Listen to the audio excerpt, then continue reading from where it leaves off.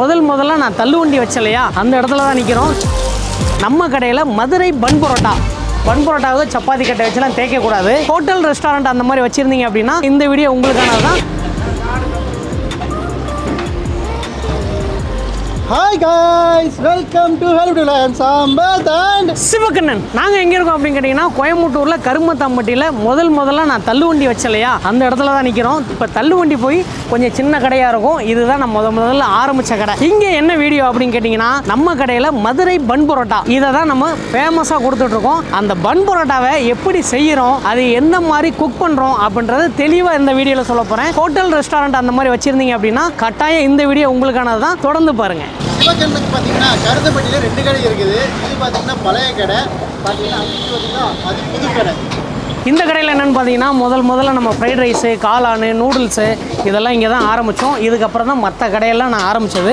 இங்கே இப்போ என்ன பண்ணிகிட்ருக்கோம் அப்படின்னா பன் பரோட்டா, நூல் பரோட்டா, அதுக்கப்புறம் இந்த பக்கம் பார்த்தீங்கன்னா ஃப்ரைட் ரைஸு, நூடுல்ஸு. இந்த நண்டு வந்து எப்பவுமே ஃப்ரை பண்ணி வச்சுருப்போம். லெக் பீஸ் மசாலா தடவி வச்சுருப்போம்.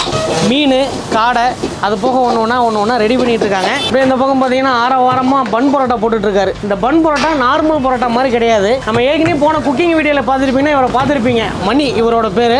இவர் தான் பன் பரோட்டா ஸ்பெஷலிஸ்ட்டு. மணி, இந்த பன் பரோட்டாவில் நம்ம என்னென்னலாம் போட்டு மிஸ் பண்ணுறோம் அப்படின்னு தெளிவாக மக்களுக்கு சொல்லிடு. இப்போ நம்ம 10 கிலோ மாவு எடுத்துக்கிட்டோம்னா 6 முட்டை, 1 லிட்டர் பால், ஒரு 100 கிராம் சர்க்கரை, அப்புறம் உப்பு அதுக்கு தேவையானதை போட்டுக்கணும். மாவை போட்டு ஒரு 3 மணி நேரம் நல்லா ஊற விட்டு அதுக்கப்புறம் நம்ம ரெடி பண்ணால் நல்லாயிருக்கும். கண்டிப்பாக மாவு எந்த அளவுக்கு ஊறுதோ அந்த அளவுக்கு நல்லது. ஏன்னா அந்த மாவு பிணையிறது ஒரு பெரிய கஷ்டமான வேலை. அதுக்கப்புறம் வீசுறது, மாவு பிணைஞ்சு இந்த பக்கம் பார்த்தீங்கன்னா உருண்டை பிடிச்சி வச்சுருப்பாங்க. இது எல்லாமே வந்து அப்படியே கொஞ்சம் நேரம் ஊறணும். மணி இது வந்து எப்போ நம்ம உருண்டை பிடிச்சி வச்சது இந்த மாவுலாம் சாயந்தரம் 3 மணிக்கு. அதுக்கப்புறம் நம்ம வீச ஆரம்பிச்சிருவாங்க. பன் பரோட்டா போட்டு தள்ளிக்கிட்டே இருப்பாங்க. இப்போ பரோட்டா ஒரு வீசுவார். பரோட்டா வீசுறதுல எதுவும் டெக்னிக்கை சொல்லிடும் மணி. பரோட்டா வீசுறதுல மேக்ஸிமம் நல்லா வீசிட்டாலே பரோட்டா நல்லா டேஸ்ட்டாக வரும். ஒவ்வொருத்தவங்க வீசுறது இல்லை, அதனால கொஞ்சம் ஹார்டாக இருக்க மாதிரி இருக்கும். எவ்வளோக்கு ஊற வச்சு எவ்வளோக்கு நல்லா வீசிட்டு அடிக்கிறோமோ அந்த அளவுக்கு பரோட்டா நல்லா சாஃப்டாக வரும். ரைட்டு, இப்போ பரோட்டா போட ஆரம்பிச்சிருவோமா? ஆரம்பிச்சிடலாம். இப்போது இந்த பரோட்டா கட்டையில் தேய்க்கிறாங்க. தேய்ச்சிட்டு இப்போ வீசுவாங்க பாருங்கள். இது எந்த அளவுக்கு நம்ம அகலமாக வீசுகிறோமோ அந்த அளவுக்கு பரோட்டா நல்லா சாஃப்டாக வரும். ரெண்டாவது இந்த மடிக்கிற மெத்தடு. இப்போ நார்மல் பரோட்டா இந்த மாதிரி மடிக்க மாட்டாங்க. பன் பரோட்டா மட்டும்தான் இந்த மாதிரி மடிப்பாங்க. நல்லா தெளிவாக பாருங்கள்.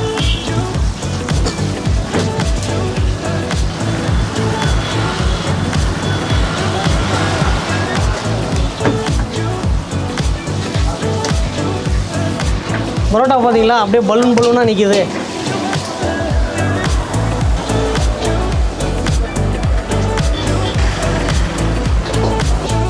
பரோட்டா மாவு எப்படி பிணையிறது, பரோட்டா எப்படி வீசுறதுன்னு தெளிவாக சொல்லியிருப்போம். இப்படி பண்ணால் தான் பன் பரோட்டா. அதுக்கப்புறம் பரோட்டா வாட்டுறதுலேயும் ஒரு மெத்தட் இருக்குது. நம்ம நார்மலாக பரோட்டா வீசினதுக்கப்புறம் ஒரு சப்பாத்தி கட்டையை வச்சு தேய்ப்போம். ஆனால் பன் பரோட்டாவுக்கு சப்பாத்தி கட்டையை வச்சுலாம் தேய்க்கக்கூடாது. கையில் எடுத்து அப்படியே பொறுமையாக வைக்கணும். அதுவும் எப்படின்னு பார்த்துருங்க. கல் ரொம்ப சூடாக இருக்குது. முதல்ல சூடை ஆற்றிடுவோம்.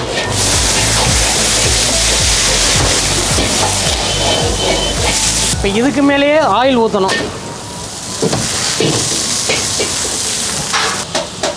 இந்த பரோட்டாவை எடுத்து லைட்டாக அவ்வளோதான் முடிஞ்சு.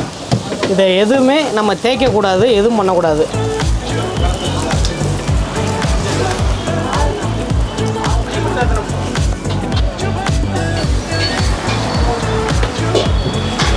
பரோட்டாவை எப்படி வைக்கணும்னு சொல்லியாச்சு. இதுக்கப்புறம் என்ன பண்ணணும்னா ஃபுல் அண்ட் ஃபுல் எண்ணெயில் பொரியிற மாதிரி தான் அந்த பரோட்டாவை வேக விடணும். ஆயில் நல்லா மனம் போல் ஊற்றணும்.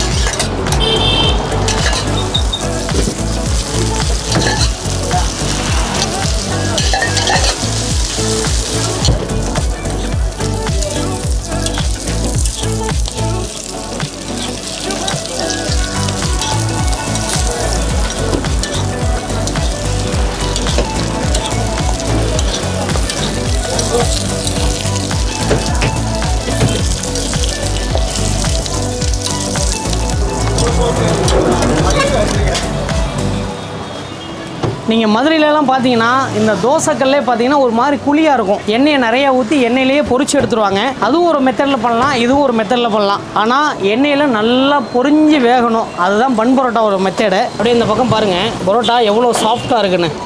இந்த பார்த்தீங்கன்னா உங்களுக்கே தெரியும். இதை வேக வச்சுட்டு எடுத்து நம்ம பரோட்டா அடிப்போம். அடிக்கும்போது அப்படியே பஞ்சு மாதிரி வரும்.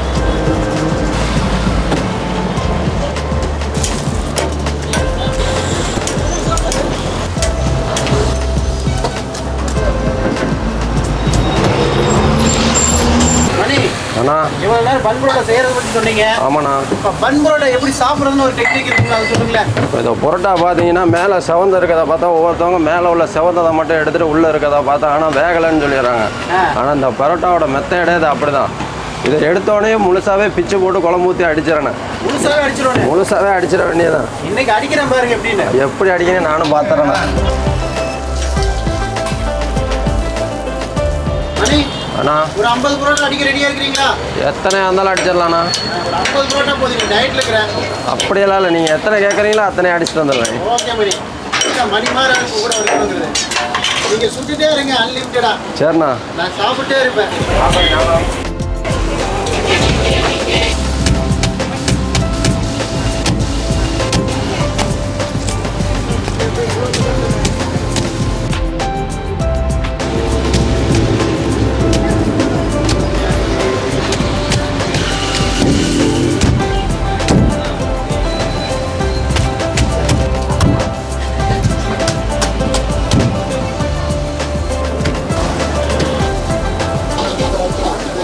என்ன சம்பகான்? அப்படியே லேயராக வருதா?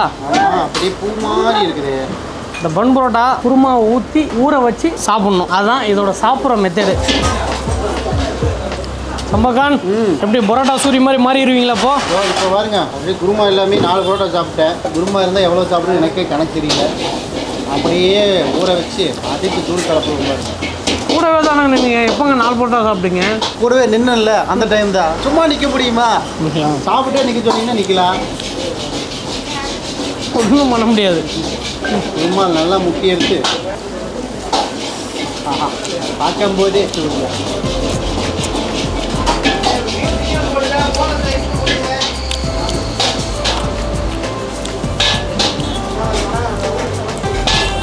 நார்மலாக பரோட்டா அப்படின்னா அவனே சால்னா, குருமா, சேர்வை இப்படின்னு ஒவ்வொரு ஊருக்கும் ஒவ்வொரு பேர் சொல்லுவாங்க. கோயம்புத்தூரை பொறுத்தளவுக்கும் குருமா அப்படின்வாங்க. மதுரை அந்த சர்க்கிள் அப்படிலாம் போயிட்டோம்னா சால்னான்னுவாங்க. என்ன சம்பதுதான்?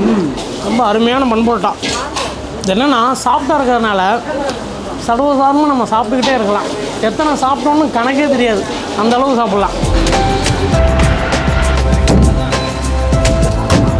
நல்லா திருப்தியாக சாப்பிட்டாச்சு. சம்பதுகான் சாப்பிட்டீங்களா? ஃபுல் கட்டு.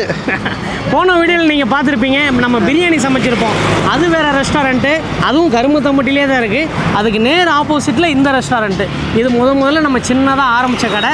இந்த கடை இன்றைக்கி கொஞ்சம் டெவலப் பண்ணி இந்த அளவுக்கு கொண்டாந்துருக்கோம். கட்டாயம் நீங்கள் கரும்புத்தம்பட்டி கோயம்புத்தூர் வந்தீங்கன்னா நமக்கெல்லாம் ட்ரை பண்ணி பாருங்கள்.